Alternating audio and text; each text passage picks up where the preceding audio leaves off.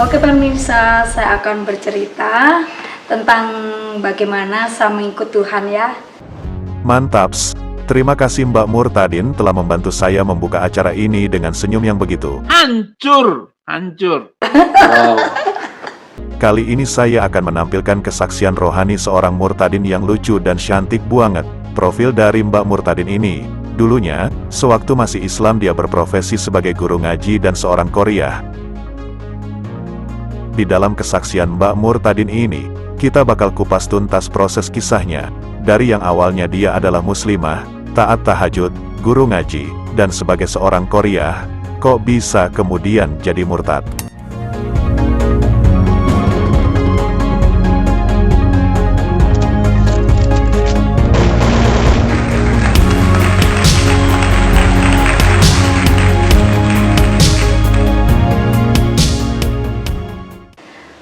Awalnya itu memang saya berjilbab orangnya, memang dari keluarga muslim ya.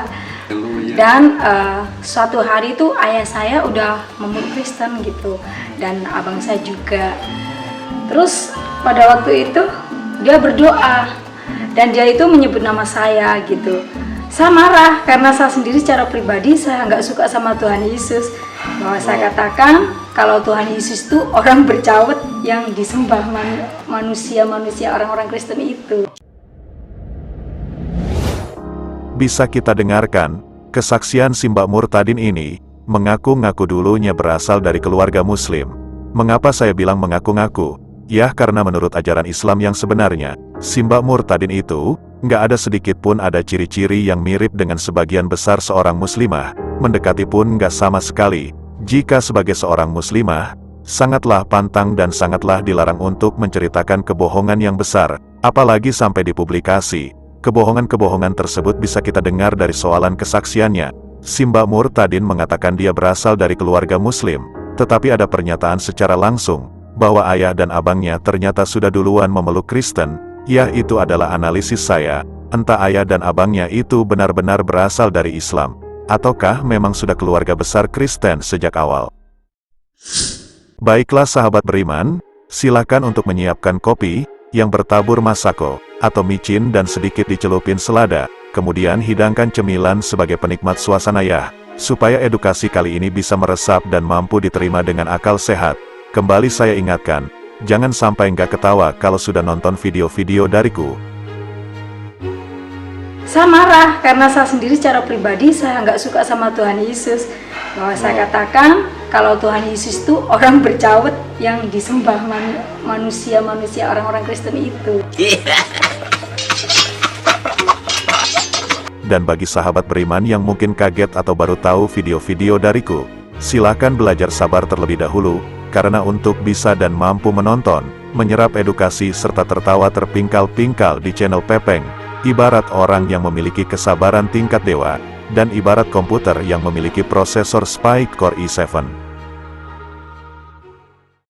Dilanjut dari penuturannya yang mengatakan, kalau si Mbak Murtadin mendengarkan doa dari ayahnya yang menyebut-nyebut namanya, perlu digarisbawahi, doa ayahnya itu, yang dimana ayahnya sudah Kristen, jelas doa secara Kristen ya, bentuk doa dari ayahnya yang sekedar menyebut nama si Mbak Murtadin.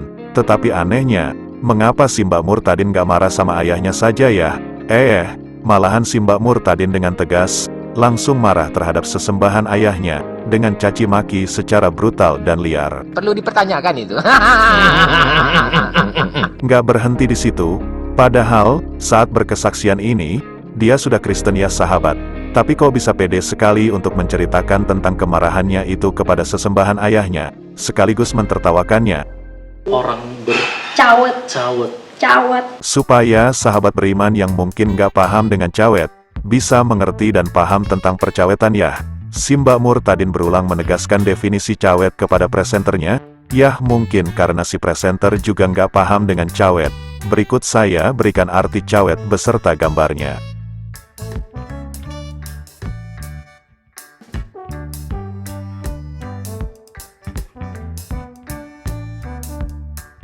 Cawet. Oh, oke. Yang hanya pakai short. Iya. Itu saya berpikir seperti itu dulunya, bahwa dia adalah kenapa sih manusia bercawet kok disembah.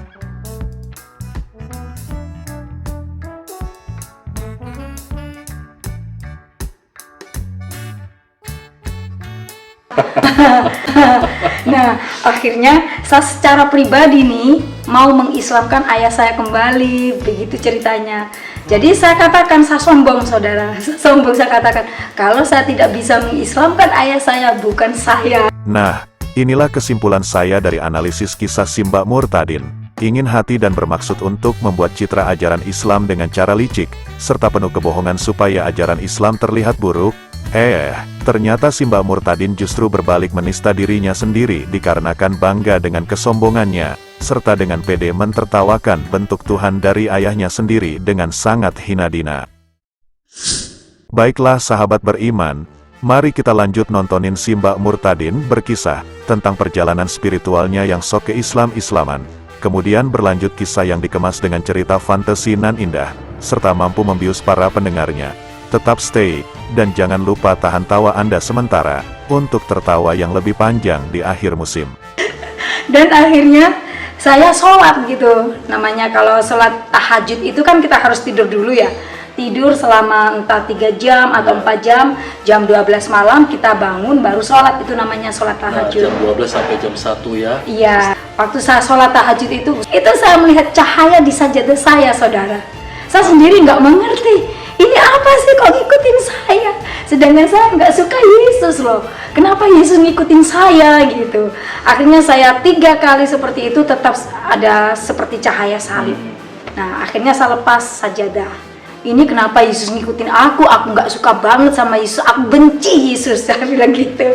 Saya semakin benci saudara, karena apa? Memang saya berpikiran bahwa dia itu bukan Tuhan, bahwa dia itu manusia. Kok manusia kok menyembah manusia sih, nggak masuk logika gitu bagi benar. saya. Iya, itu saya dulu ya, itu saya dulu, tanda kutip saya dulu.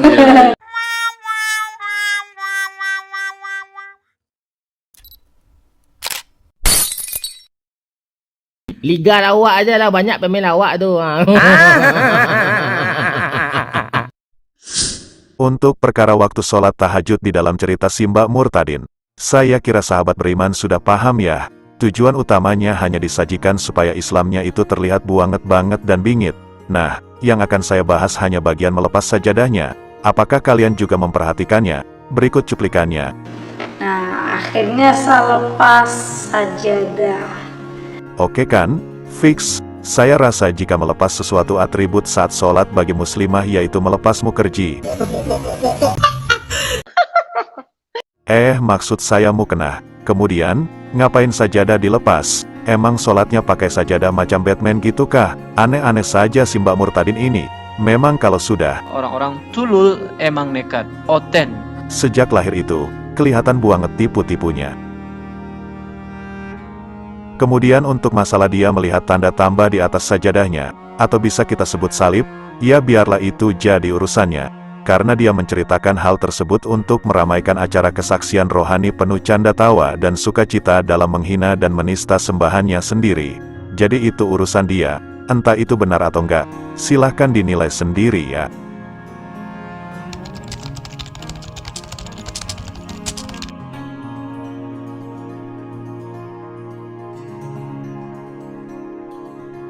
Walaupun katanya di kisah itu Simba Murtadin mengatakan, tetapi apakah pantas?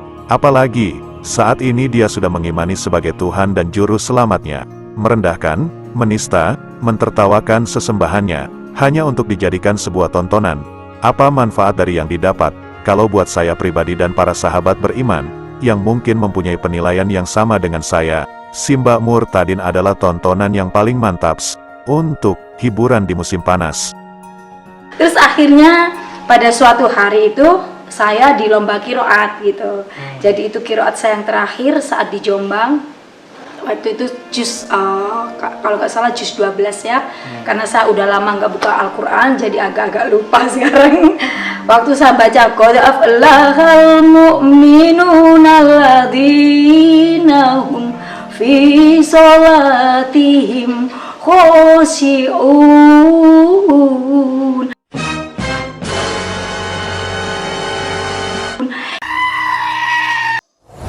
قد أفلح المؤمنون الذين هم في صلاتهم خاشعون.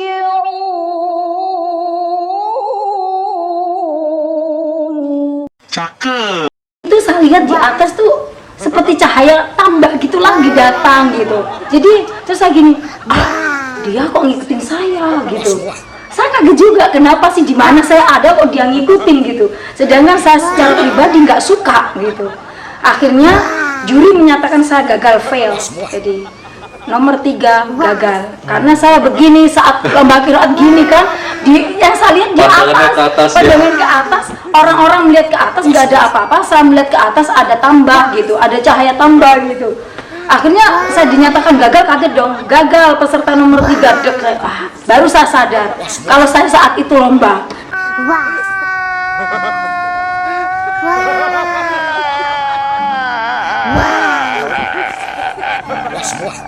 Sudahlah wahai Murtadin, kebohonganmu itu sangat mencolok banget. Ya alhamdulillah kalau itu adalah terakhir kali kau jadi kiroah. Saya dukung kemurtadanmu, tetapi saya nggak mendukung kesaksian dustamu dengan mengatasnamakan Islam, karena semua tipu dayamu terkupas tuntas. Surah yang kau baca itu adalah surah Al-Mukminun. Surah tersebut bukan juz 12, melainkan juz 18. Sudah bacaannya hancur, salah sebut juz pula, dan membacanya pun dengan raut wajah yang menakutkan. Sungguh Bikin malu aja. Makanya micin itu dikurangin. Gitu. Saat saya turun ada suara buka Al-Imran 3:45. Saya nggak pernah buka ayat itu. Al-Imran 3:45 yang berkata Isabnu Maryam wajihan fid dunya wal akhirah. Isabnu, Isa putra, Maryam itu Maria, wajihan itu yang berkuasa atau yang terkemuka, fit dunya itu di dunia, wal akhirah, wal itu dan akhirah adalah surga. Jadi artinya Isa atau Yesus putra Maria terkemuka atau berkuasa di dunia dan di surga. Jadi saya mikir, wah kalau dia berkuasa di bumi dan di surga, dia bukan manusia loh. Saya masih penasaran, saya baca lagi. Ini bener nggak ya? Apa mata saya yang salah gitu? Saya ulangi lagi, brother. Akhirnya, oh ya memang benar. Nah dari situ pertobatan saya gitu. Stop wahai Murtadin, tipuanmu dengan mengatasnamakan Islam sudah usai. Cukup sudah. Mending ente jujur saja dengan kisah kekristenanmu saat ini. Apakah setelah engkau jadi pengikut Yesus, hidupmu benar-benar berubah menjadi bahagia? Lalu pertanyaan saya, sister, apa yang sister alami ketika telah menjadi seorang yang percaya? Wah, memang sih kalau kita udah masuk Kristen ya, bukan hal yang enak yang kita dapat. Aduh, hati tersiksa, tapi mulut ketawa juga kan. Berarti Wah, memang sih kalau kita udah masuk Kristen ya, bukan hal yang enak yang kita dapat. Sangat kasihan ya.